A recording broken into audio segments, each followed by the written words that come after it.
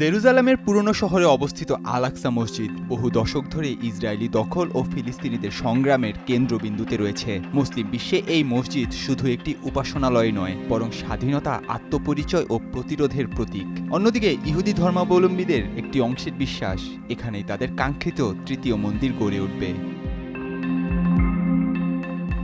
১৯০০ শতকের শেষ ভাগে অটোম্যান আমলে ধর্মীয় স্থানগুলোর ব্যবস্থাপনার জন্য যে স্ট্যাটাস কো চুক্তি হয়, তার আওতায় আল আকসা কমপ্লেক্স সম্পূর্ণভাবে মুসলিম প্রশাসনের অধীনে থাকার কথা। প্রায় ১,৪৪,০০০ বর্গমিটার জায়গা জুড়ে থাকা এই কমপ্লেক্সে ডোম অব দ্য রক, কিবলা মসজিদ সহ বেশ কয়েকটি গুরুত্বপূর্ণ স্থাপনা রয়েছে।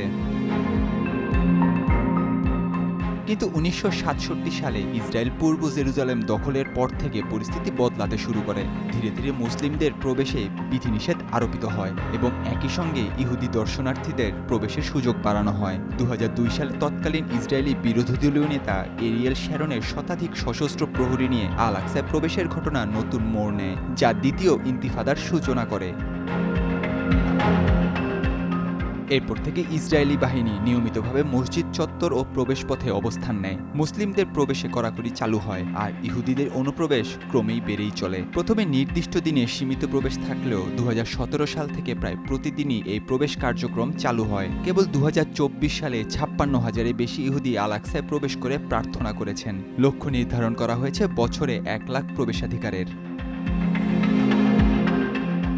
২০২৩ সালে ইসরায়েলি পার্লামেন্ট সদস্য অমিত হালেভি আল আকসাকে মুসলিম ও ইহুদিদের মধ্যে ভাগ করে দেওয়ার প্রস্তাব দেন। তার প্রস্তাব অনুযায়ী দক্ষিণাংশ মুসলিমদের জন্য বরাদ্দ থাকবে, আর উত্তরাংশ সহ ডোম অব দ্য রক ইহুদিদের জন্য সংরক্ষিত হবে।